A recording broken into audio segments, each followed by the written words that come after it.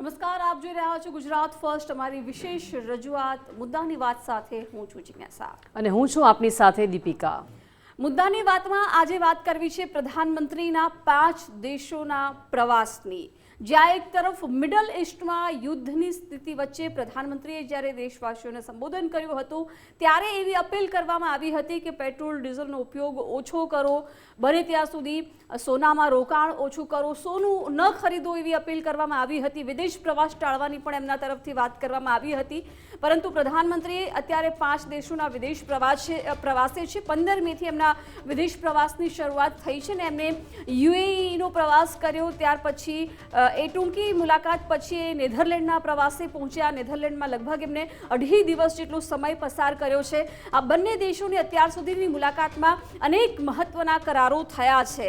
યુએઈમાં વાત કરીએ તો યુએઈના રાષ્ટ્રપતિ સાથે પ્રધાનમંત્રીએ મુલાકાત કરી હતી અને બંને દેશો વચ્ચે અનેક મહત્વના ક્ષેત્રોમાં કરાર થયા છે. 4 કલાકની અંદર 7 જેટલા કરાર થયા છે. બીજી તરફ નેધરલેન્ડની વાત કરીએ તો નેધરલેન્ડમાં ભારતીયોને પણ પ્રધાનમંત્રી નરેન્દ્રભાઈ મોદીએ સંબોધન કર્યું હતું અને ભારતમાં વધુમાં વધુ વિકાસમાં અને રોકાણ કરવામાં સહયોગ આપી એવી અપીલ કરવામાં આવી હતી. અને નેધરલેન્ડ સાથે લગભગ 17 જેટલા મહત્વના કરારો ભારતે કર્યા છે. હજુ પ્રધાનમંત્રીનો પ્રવાસ બાકી છે.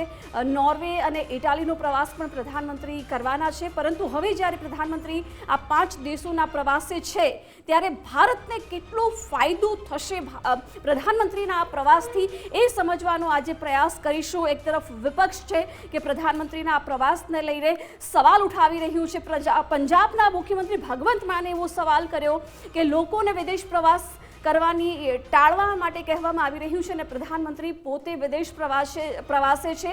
ભારતમાં જે સ્થિતિ આર્થિક રીતે નબળી પડી રહી છે એનાથી ધ્યાન ભટકાવવા માટે થઈને આ હેડલાઇન બનાવવાનો પ્રયાસ થઈ રહ્યો છે. આ બધા આક્ષેપોની વચ્ચે મિડલ ઇસ્ટમાં અત્યારે યુદ્ધની પરિસ્થિતિ વચ્ચે જે અસર ભારતમાં અત્યારે દેખાઈ રહી છે અને ભવિષ્ય માટે પણ તૈયાર રહેવાના જે અગમચેતીના પગલાં લેવાઈ રહ્યા છે એ બધાની વચ્ચે સવાલ એ પણ છે કે જ્યાં આપણા પાડોશી દેશો છે પાકિસ્તાન અને ચીન જેવા દેશો સાથે જ્યાં આપણા સંબંધો થોડા વણસેલા છે અને આ દૂરના દેશો સાથે જ્યારે વધારે પ્રવાસ કરી અને સહયોગ વધારવાનો પ્રયાસ થઈ રહ્યો છે એ કેટલા અંશે આપણને સફળ નીવડશે એની આજે ચર્ચા કરીશું. એટલે કે મિડલ ઇસ્ટ યુદ્ધમાં વડાપ્રધાન નરેન્દ્ર મોદીનો આ વિદેશ પ્રવાસ અનેક સવાલો સાથે છે, કેમ કે ભારત માટે આ કેટલો મહત્વપૂર્ણ પ્રવાસ સાબિત થશે તેને લઈને પણ સવાલો છે. તો યુએઈ અને નેધરલેન્ડમાં પીએમ મોદીએ મહત્વની ડીલ કરી છે. તેની જો વાત કરીએ તો વડાપ્રધાન નરેન્દ્ર મોદીએ યુએઈમાં 4 કલાકમાં 7 કરાર કર્યા છે. ભારત અને યુએઈ વચ્ચે ડિફેન્સ કોઓપરેશન પર કરાર થયા છે. તો સાથે સાથે એનર્જી સિક્યોરિટીને લઈને પણ બંને દેશ વચ્ચે કરારો થયા છે. તો સ્ટ્રેટેજિક પેટ્રોલિયમ રિઝર્વને લઈને પણ કરાર થયા છે. આવા અનેક કરારો વડાપ્રધાને કર્યા છે. ભારત અને નેધરલેન્ડ સાથે સાથે યુએઈ સાથે કરાર છે અને ભારતમાં 3 કરોડ બેરલ તેલ સ્ટોરેજની સમજૂતી પણ થઈ છે. ભારત યુએઈ વચ્ચે લાંબા ગાળાના એલપીજી સપ્લાય કરાર પણ થયા છે. તો ભારત અને નેધરલેન્ડ વચ્ચે કુલ 17 જેટલા કરારો થયા છે. ભારત અને યુએઈ વચ્ચે 7 કરારો થયા છે, જ્યારે ભારત અને નેધરલેન્ડ વચ્ચે કુલ 17 કરારો થયા છે. બંને દેશોના સંબંધ સ્ટ્રેટેજિક પાર્ટનરશિપ સ્તરે વધારવામાં આવ્યા છે. જ્યારે વર્ષ 2026થી 2030નો વ્યાપક રોડમેપ તૈયાર કરવામાં આવ્યો છે. રાજકીય, આર્થિક અને ટેકનોલોજી સાથે સાથે ડિફેન્સ સસ્ટેનેબલ ડેવલપમેન્ટમાં પણ સહયોગ હવે વધશે. જ્યારે લાંબા ગાળાના રોકાણ અને ટેકનોલોજી ટ્રાન્સફરને લઈને પણ કરારો થયા છે. ટાટા ઇલેક્ટ્રોનિક અને એસએમએમએલ કંપની વચ્ચે પણ મોટા કરારો થયા છે. ધોલેરામાં પણ સેમિકન્ડક્ટર ફેક્ટરી સ્થાપવા માટે પણ હવે સહયોગ વધશે. એટલે કે વડાપ્રધાનનો આ વિદેશ પ્રવાસ અનેક સવાલો સાથે છે. સાથે સાથે ભારત માટે આ કેટલો ફાયદાકારક છે તેની પણ વિસ્તારથી આજે વિસ્તૃત ચર્ચા કરવાના છે. બિલકુલ. એટલે 2014માં જ્યારે પ્રધાનમંત્રી નરેન્દ્રભાઈ મોદી સત્તામાં આવ્યા ત્યાર પછી એમને વખત એમનો વિદેશ પ્રવાસ કર્યો છે અને લગભગ વિશ્વના મોટાભાગના દેશોમાં એ પ્રવાસ કરી ચૂક્યા છે અને ભારત સાથેના સંબંધો સુધારવાના પ્રયાસો થયા છે. અનેક મહત્વપૂર્ણ કરારો થયા છે. પરંતુ આ 5 દેશોની અત્યારની પરિસ્થિતિમાં એમનો પ્રવાસ ભારતને કેટલો સફળ રહેશે એ ચર્ચા એટલા માટે કરવી પડી રહી છે. જે પ્રકારે પશ્ચિમ એશિયામાં તણાવ વધ્યો છે, શાંતિપૂર્ણ માહોલ બનાવવાના પ્રયાસોની વચ્ચે પ્રધાનમંત્રીનો આ 5 દેશોનો પ્રવાસ ભારતને કેટલો સફળ નીવડે છે એ અંગે વાત કરીશું. આપણી સાથે ચર્ચામાં નિષ્ણાંત વૈશ્વિક અર્થતંત્રના નિષ્ણાંત અંકિત મજુમદાર જોડાઈ ગયા છે. અંકિતભાઈ, ખૂબ ખૂબ સ્વાગત છે આપનું. સ્ટુડિયોમાં આપણી સાથે જોડાયેલા છે ભાજપ નેતા ઉર્વિશ કંથારિયા પણ આપણી સાથે જોડાયેલા છે. ઉર્વિશજી, આપનું પણ ખૂબ ખૂબ સ્વાગત છે. સૌથી પહેલાં ઉર્વિશજી, આપની પાસે જ આવું છું. પ્રધાનમંત્રી આમ તો વિદેશ પ્રવાસ કરતા જ હોય છે, પરંતુ આ 5 દેશોના પ્રવાસ અને એમાં અત્યાર સુધી યુએઈ નેધરલેન્ડનો પ્રવાસ કર્યો. ત્યાં યુએઈમાં 7 જેટલા મહત્વના કરારો, નેધરલેન્ડમાં 17 જેટલા મહત્વના કરારો.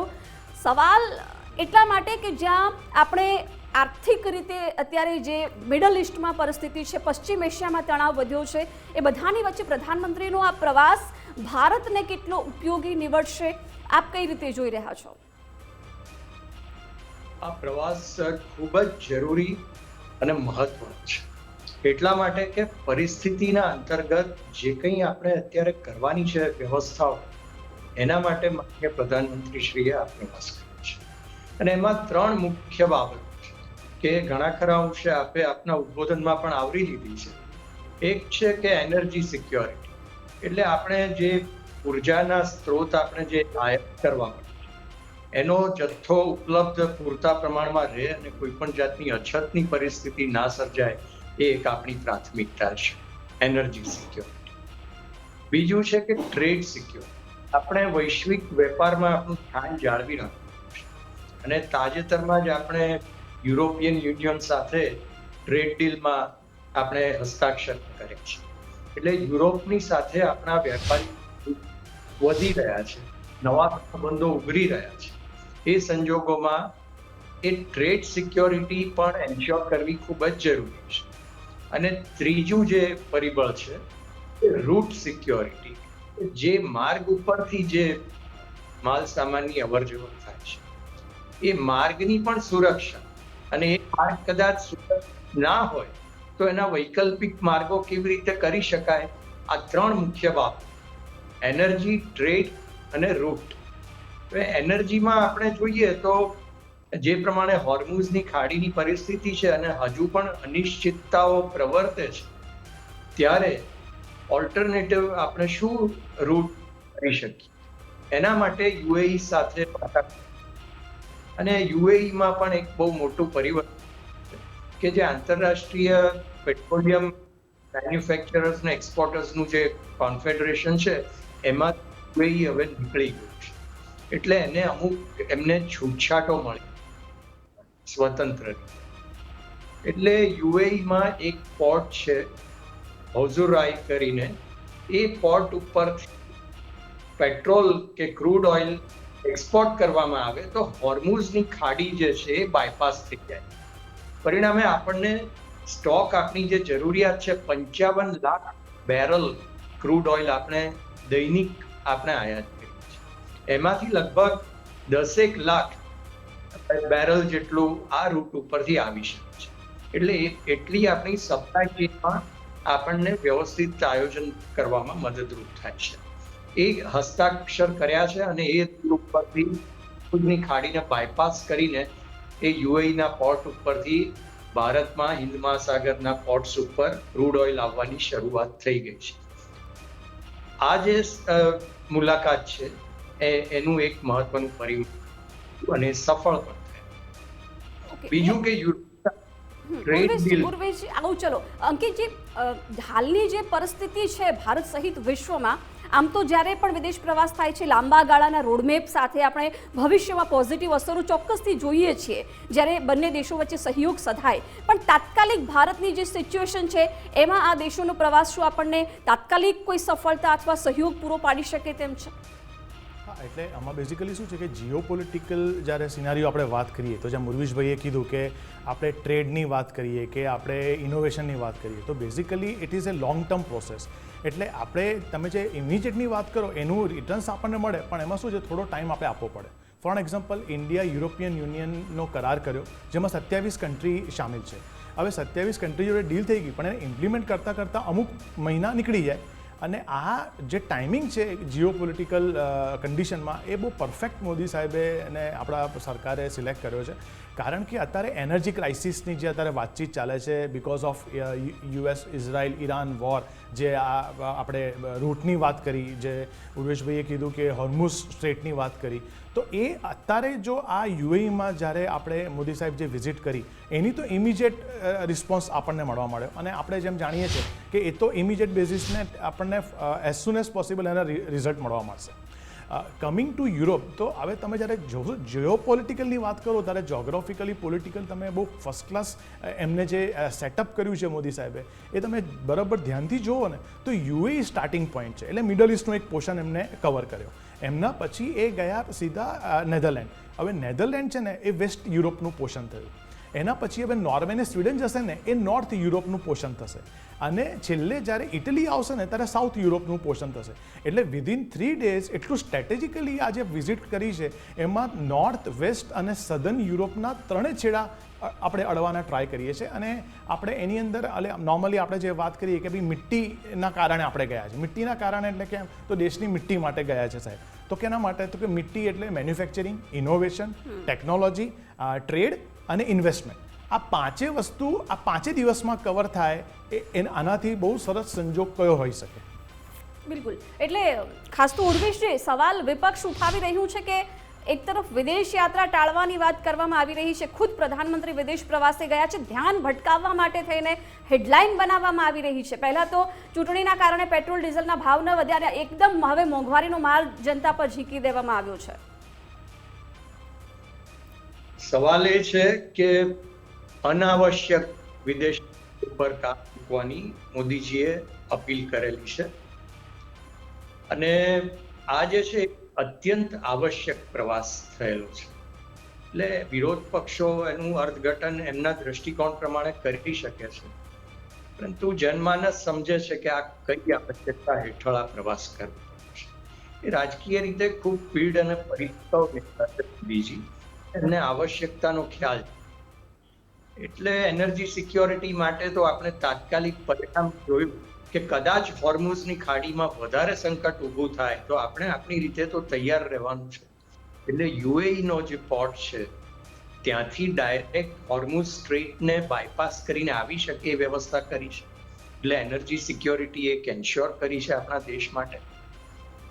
બીજું કે ટ્રેડ સિક્યોરિટીમાં એવું છે કે જે મજમુદારજીએ વાત કરી કે mid term long term situation છે, પરંતુ તેની સાથે આપણે ત્યાં સેમિકન્ડક્ટર ઇન્ડસ્ટ્રી જે રીતે અત્યારે વિકાસ પામી રહી છે, 12 જેટલા બહુ મોટા પ્લાન્ટ્સ છે અને લગભગ 33 કરોડ સ્માર્ટફોન્સ આપણે ત્યાં વર્ષે બને છે. એ લગભગ 6 લાખ કરોડ એની વેલ્યુ છે.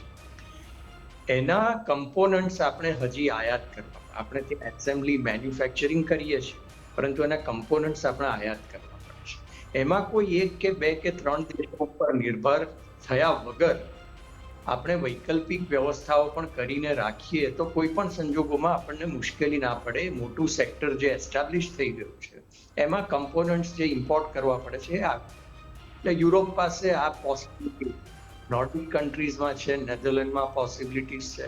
એટલે માત્ર ચાઇના કે સાઉથ કોરિયા ઉપર આપણે ડિપેન્ડન્ટ છીએ એના કરતાં આપણે આપણો સપ્લાય ચેઇનનો જે બેઝ છે એને બ્રોડ કરવામાં આવે. જેવી રીતે આપણે પેટ્રોલમાં કર્યું છે, ઓઇલમાં કર્યું છે કે 40 દેશો પાસેથી આપણે ઓઇલ, પરિણામ આપણે સ્થિરતા એ કંઈક અંશે આપણે જાળવી રાખી શક્યા છીએ.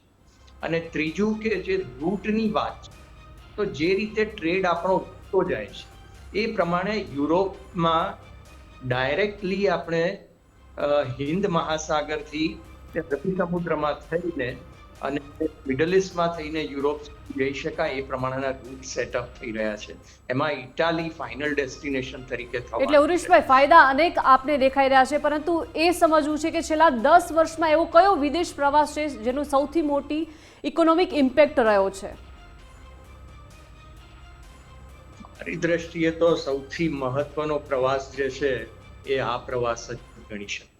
કારણ કે જ્યારે સમગ્ર જનમાનસને બધા જ મનમાં કુતૂહલપૂર્વક પ્રશ્નો કરી રહ્યા કે અત્યારે વિદેશ પ્રવાસની શું જરૂર પડી, ત્યારે જ એ વિદેશ પ્રવાસ કરે છે, તો એ આવશ્યકતાનું લેવલ કેટલું હશે અને એ જે ઓબ્જેક્ટિવથી વિદેશ પ્રવાસ કરે છે એ ઓબ્જેક્ટિવ ફૂલફિલ થાય છે. યુએઈની વિઝિટમાં જ એક પેટ્રોલ ઓઇલની ક્રાઇસિસમાંથી આપણે ઉગરી ગયા છીએ.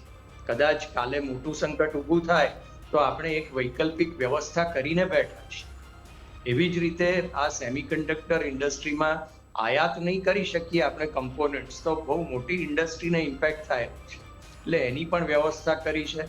વૈકલ્પિક ઉર્જાના અન્ય જે સ્ત્રોત છે એ પણ યુરોપમાં છે, નેધરલેન્ડ પાસે છે, ગ્રીન હાઇડ્રોજન છે. આ બધું હવે જરૂરી છે, કારણ કે એનર્જી સિક્યોરિટી માત્ર ક્રૂડ ઓઇલના આધારે આપણે કેટલું ચાલીશું. એટલે વૈકલ્પિક ઉર્જાના જે સ્ત્રોત છે, એના જે કમ્પોનન્ટ્સ છે, એની જે સિસ્ટમ્સ છે, ટેકનોલોજી છે, એના ઇન્વેસ્ટમેન્ટ છે, એના માટે જે મિટ્ટીની વાત કરી, એ બધું જ આપણે અગમચેતીથી લોંગ ટર્મ, શોર્ટ ટર્મ અને મીડિયમ ત્રણેય એંગલથી આપણે એસ્ટાબ્લિશ કરવાનું છે. અને એ પર્પઝથી મોદીજી આ 5 દેશો નોર્ડિક, બાલ્ટિક અને યુએઈના પ્રવાસે ગયા છે. અને જે રીતે વાટાઘાટો ચાલી રહી છે, જે અસરકારક રીતે કરાર થઈ રહ્યા છે, એના જે પરિણામ આવી રહ્યા છે, એ સમગ્ર દેશના હિતમાં છે, 140 કરોડ લોકોના હિતમાં છે, આવશ્યક ચીજ વસ્તુઓના હિતમાં છે અને ભારતના આર્થિક તંત્રના હિતમાં છે. બિલકુલ. એટલે અંકિતજી, 2047 વિકસિત ભારતના લક્ષ્યાંક સાથે દેશ આગળ વધી રહ્યો છે અને પ્રધાનમંત્રી પણ સમયાંતરે એમના વિદેશ પ્રવાસ ચાલુ જ હોય છે.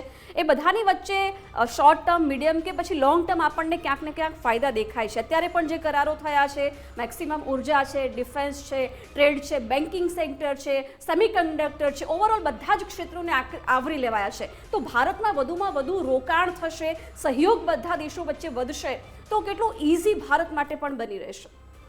એક્ઝેક્ટલી. એટલે આપ જે બધી કરારો થઈ રહી છે, જે બીજી એક કરાર છે જેને trade and economic partnership agreement કહીએ છીએ, જેમાં 4 દેશો છે બેઝિકલી, જેમાં આઇસલેન્ડની વાત થાય છે, કે લિક્ટનસ્ટીનની વાત થાય છે, એની અંદર નોર્વે અને સ્વિટ્ઝરલેન્ડ બી છે. તો હવે આ બધા કન્ટ્રીઝ છે, એપાર્ટ ફ્રોમ યુરોપિયન યુનિયનના જે 27 કન્ટ્રીઝ છે. એટલે તમે જ્યારે ટોટલ મૂકો તો 27 પ્લસ બીજા તમે 4 ગણો તો આપણે લગભગ 32-33 કન્ટ્રીઝમાં આ બધી કરારો થઈ રહી છે. અને સાયમલ્ટેનિયસલી આપણે ટ્રેડ, ઇન્વેસ્ટમેન્ટ, એફડીઆઈની જે વાત કરીએ છીએ, તે ઉપરાંત આપણે અહીંયા આગળ જે મોદી સાહેબ જે વાત કરવાના છે બેઝિકલી એ આનાથી વધારે ફ્યુચરિસ્ટિક એટલે છે, કારણ કે એ બ્લુ ઇકોનોમી પર વાત કરવાના છે, ગ્રીન ઇકોનોમી પર વાત કરવાના છે. ગ્રીન ઇકોનોમી આપણે બધા જાણીએ છીએ કે ઇકો ફ્રેન્ડલી છે, કે આપણે પોલ્યુશન ફ્રી પ્રોડક્ટ્સ બનાવીએ, એન્વાયરમેન્ટ ફ્રેન્ડલી બનાવીએ, એ અત્યાર સુધી આપણને ખ્યાલ હતો. હવે આ બ્લુ ઇકોનોમી નવી કન્સેપ્ટ આવી રહી છે, જે ગ્લોબલ ઇકોનોમીનું બહુ મોટું જેમાં એક વિચારધારા છે, કે જેમાં ફિશરી ઇન્ડસ્ટ્રી આવી જાય, તમારા મરીન પ્રોડક્ટ્સ બેઝિકલી આવી જાય, જેમાં તમારા સી ટુરિઝમ આવી જાય, ક્રૂઝ આવી જાય, જેમાં ઓફશોર ઓઇલ અને એક્સપ્લોરેશન આવી જાય. તો આ બધા સેક્ટર્સ તો આપણે હજી અડવાના બાકી છે અને એનું આ એક શરૂઆત પગલું અત્યારે આપણે ભર્યું છે. અને એ બહુ જ અહેમ છે, કારણ કે ઇન્ડિયા, ભારતમાં બેઝિકલી તમે જેમ કોસ્ટલ લાઇન જ્યારે જોવા જાઓ ને, ત્યારે 7,500 કિલોમીટર એમાં આપણે હોલ્ડ છે. એમાંથી 1,500 કિલોમીટર તો ગુજરાતમાં છે. એટલે આખા દેશ માટે જો આ બ્લુ ઇકોનોમીવાળા પ્રોડક્ટ્સને આપણે એ ઇકોનોમી તરફ વળીએ તો એક બહુ ફ્યુચરિસ્ટિક ઓપ્શન આપણે એક ઓપન કરીએ છીએ, રાધર જેમ ટ્રેડિશનલી તો આપણે જે કન્વેન્શનલ ઇન્ડસ્ટ્રીમાં તો જે કામ કરીએ છીએ, માઇનિંગ છે, મેન્યુફેક્ચરિંગ છે, એન્જિનિયરિંગ છે, એમાં તો છે જ, બધા કરારો કરી છે. એ બધા પ્રોડક્ટ્સ જ્યારે બહાર જશે આ 27 કન્ટ્રીઝ કે બીજા 4 કન્ટ્રીઝમાં, ટેમામાં, ત્યારે તો 0% ડ્યુટી લાગી જશે. પણ આ બ્લુ ઇકોનોમી પર એક નવું વિચારધારા એક આપણે શરૂ કર્યું છે, જે બહુ આપણે એના પર બહુ સારો સપોર્ટ કરવો જોઈએ બધાએ. અંકિતજી, યુએઈ સાથે 7 કરાર, નેધરલેન્ડ સાથે 17 કરાર, આ તમામ જે કરારો જે છે, જે થયા છે, શું આ ફોરેન ઇન્વેસ્ટમેન્ટ વધારવા માટે ગેમ ચેન્જર સાબિત થશે? એબ્સોલ્યુટલી ઘણું સારું એનો ફાળો રહેશે. પ્લસ તમે જ્યારે જુઓ ત્યારે યુએઈ અત્યારે આપણું 3rd લાર્જેસ્ટ ટ્રેડિંગ પાર્ટનર છે. હવે યુએઈમાં અત્યારે આપણે જ્યારે ઇન્ડિયા અને યુએઈનું જ્યારે ટોટલ ટ્રેડ ગણીએ ત્યારે લગભગ $100 બિલિયન છે, જે 2032 સુધીને એવું આપણે પ્લાન કરીએ છીએ કે $200 બિલિયન થઈ જાય. નંબર 1. નંબર 2, તમે જ્યારે નેધરલેન્ડની વાત કરો તો આ જે 5 કન્ટ્રીઝ જે છે, UAE, Netherland, Sweden, Norway, Italy, અને આપણે જે આ 5 કન્ટ્રીઝની વાત કરી એની અંદર ટ્રેડ સરપ્લસ જે ઇન્ડિયાનું છે, જેમાં ઇન્ડિયા એક્સપોર્ટ્સ વધારે કરે છે, ઇન્ડિયા ઇમ્પોર્ટ્સ ઓછું કરે છે કન્ટ્રીમાંથી, તો એવા 2 કન્ટ્રી છે, એક નેધરલેન્ડ છે અને બીજું ઇટલી છે.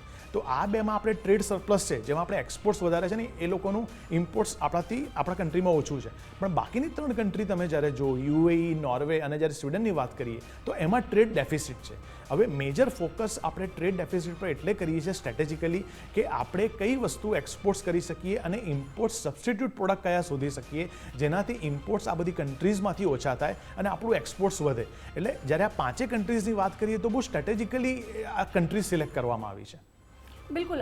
ઉર્વેશજી, આપની પાસે આવું છું. જે પશ્ચિમ એશિયામાં તણાવ અને એ બધી અસરો હવે ભારત પર પણ દેખાવાની શરૂઆત થઈ ગઈ છે, તો તાત્કાલિક જનતાને રાહત મળે એ માટે સરકાર પાસે શું બ્લુપ્રિન્ટ છે? સવાલ કદાચ લોકો કરી રહ્યા છે. અથવા 5 દેશોના પ્રધાનમંત્રીના પ્રવાસને કારણે આને કોઈ રાહત મળી શકશે જનતાને ખાસ તો? ચોક્કસ જનતાની રાહત માટે જ અત્યારે પ્રાથમિકતા અપાઈ રહી છે.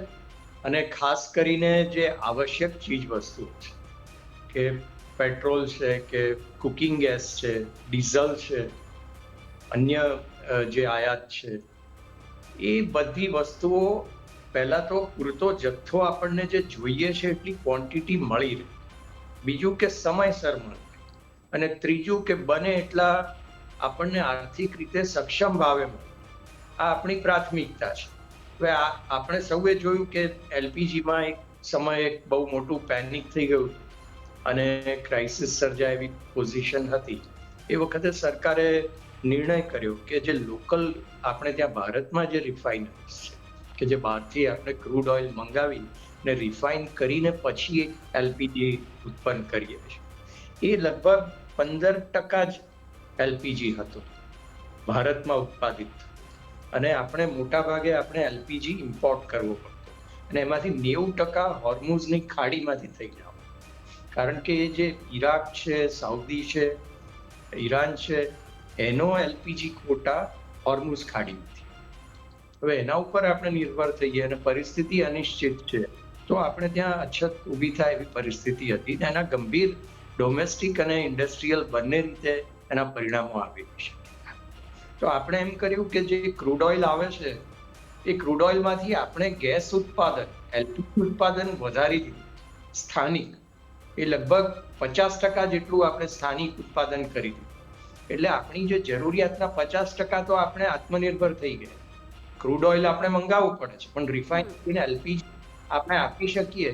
અને જે માર્કેટમાં જે પોઝિશન ઊભી થઈ હતી ક્રાઇસિસ અને પેનિક, એને આપણે સેટલ કરી શક્યા. એ તો આપણી સામે ઉભેલું પરિણામ છે.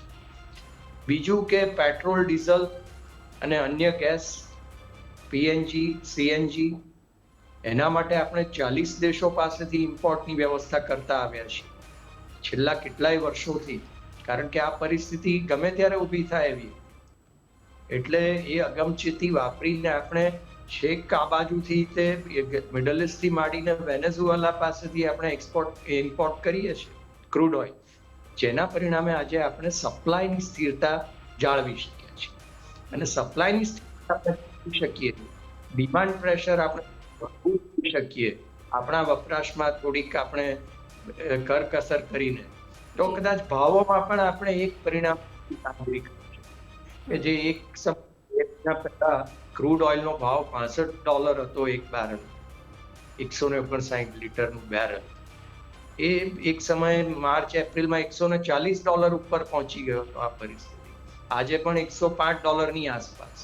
તો સતત નવા ભાવે મંગાવવાનું થાય અને એને રિફાઇન કરીને ડિસ્ટ્રીબ્યુટ કરવાનું થાય તો ચોક્કસ એ બોજો જનતા ઉપર આવે. બિલકુલ. એટલે ચોક્કસ ઇઝરાયલ અને ઈરાન અમેરિકા યુદ્ધની સ્થિતિ વચ્ચે હાલ જે પરિસ્થિતિ છે, યુદ્ધ વિરામ છે, સીઝ ફાયર છે. અંકિતજી, છેલ્લો સવાલ કે યુદ્ધ પૂરું નથી થયું, માત્ર સીઝ ફાયર છે. જો ફરી યુદ્ધ શરૂ થાય છે ને લાંબા ગાળે કદાચ આનાથી પણ ગંભીર પરિસ્થિતિ ઊભી થાય તો આપણે ઓપ્શનલ રસ્તાઓ શોધી રહ્યા છીએ. એ શું એમાં આપણે સફળ નીવડશું આ પ્રવાસ થકી? એકચ્યુઅલી યસ, આપણે અત્યારે સુધી શું હતું કે કન્વેન્શનલ માર્કેટ સાથે ડીલ કરતા હતા. નોર્ધન અમેરિકન ને આપણા નેબરિંગ કન્ટ્રીઝ જેમાં સાપ્ટા આવે છે, આસિયાન નેશન્સ જોડે આપણે બધી ટ્રેડ એગ્રીમેન્ટ્સ કરતા હતા અને વેપાર આપણે આજુબાજુના નેશન્સ જોડે વધારે કરતા હતા. હવે આપણે આ એક નવી દિશા ચાલુ કરી છે જેમાં આપણે એક જેને મધર ઓફ ટ્રેડ એગ્રીમેન્ટ્સ કહેવાય, જેમાં આખું યુરોપ આપણે એની અંદર ઇન્ક્લુડ કરી દીધું છે. એના ઉપર આપણે ટેમાની એગ્રીમેન્ટ આપણે કરી છે 4 દેશો સાથે, પ્લસ આપણે યુકે સાથે એક એગ્રીમેન્ટ ફૂલ ફ્લેજ કરી છે, કારણ કે યુકે યુરોપિયન યુનિયનનું હવે ભાગ નથી. એટલે સાયમલ્ટેનિયસલી આપણે લગભગ 35 કન્ટ્રીઝ યુરોપના કવર કર્યા છે. આપણે જ્યારે ચેક કરીએ ત્યારે ઓસ્ટ્રેલિયા જોડે આપણે એગ્રીમેન્ટ કરી છે 2022માં, આપણે ન્યૂઝીલેન્ડ જોડે હમણાં કરાર કરી. એટલે આપણે બેઝિકલી નવા સોર્સિસ, નવા રસ્તાઓ ટ્રેડના આપણે શોધી રહ્યા છે. Not only product wise. એક તમને નાનો એક એક્ઝામ્પલ આપું કે દાખલા તરીકે એક પ્લેસ છે ત્યાં આગળ ઓપ્સલાઉટ ડાઇક કરીને નેધરલેન્ડ્સમાં, જ્યાં મોદી સાહેબ ગયા છે. એ ડેમ છે. હવે આપણે લાગે ડેમમાં શું આપણે કરીશું, પણ આપણે ગ્રીન ઇકોનોમીની વાત કરીએ, આપણે બ્લુ ઇકોનોમી વાત કરીએ, આપણે LPG CNGની વાત કરી. આ જે વિઝિટ છે સૌથી મોટી ઇમ્પોર્ટન્ટ છે કે પાણીનું શું, કે પાણી એક એવું નેચરલ રિસોર્સ છે જે દિવસે ને દિવસે ઘટતું જાય છે, રાઈટ, ફ્રેશ વોટર. તો ત્યાં આગળ એ ડિસ્કશન એ કરવા ગયા છે કે ફ્રેશ વોટર રિઝર્વ્સ મારે અહીંયા આગળ કલ્પસાર પ્રોજેક્ટ્સમાં કરવા હોય કે ઇરિગેશન પ્રોજેક્ટ્સ લાવવા હોય તો એમાં કઈ ટેકનોલોજી, કયા ઇનોવેશન મને મદદ મળી શકે નેધરલેન્ડ જેવા કન્ટ્રીઝમાંથી. તો ગોઈંગ ફોરવર્ડ આ બધી કરારો, આ બધા રિલેશનશિપ લોંગ ટર્મમાં બધા આપણને ટ્રેડ અને ઇકોનોમીમાં ઓવરઓલ કામ લાગશે. બિલકુલ બિલકુલ, સમય આપનો ફાળવ્યો. અંકિતજી અને ઉર્વેશજી બંને આપ અમારી ચર્ચામાં જોડાયા, ખૂબ ખૂબ આભાર આપનો. તો પ્રધાનમંત્રી 5 દિવસના વિદેશ પ્રવાસે છે અને આ પ્રવાસ થકી હાલની સિચ્યુએશનને ધ્યાનમાં રાખતા ભારતને ખૂબ લાંબા ગાળે અથવા મોટો ફાયદો થઈ શકે છે એવી શક્યતાઓને બિલકુલ નકારી શકાય તેમ નથી. એટલે જોવાનું એ રહેશે કે જો પરિસ્થિતિ વધારે પણ બગડે છે તો આપણી પાસે આ પ્રવાસ થકી બીજા દેશો સાથે જે સંબંધો આપણે વિકસી રહ્યા છે એનો સીધો ફાયદો ભારતને થઈ શકે છે. મારી વિશેષ રજૂઆતમાં હાલ બસ આટલું જ. રજા આપશો. નમસ્કાર.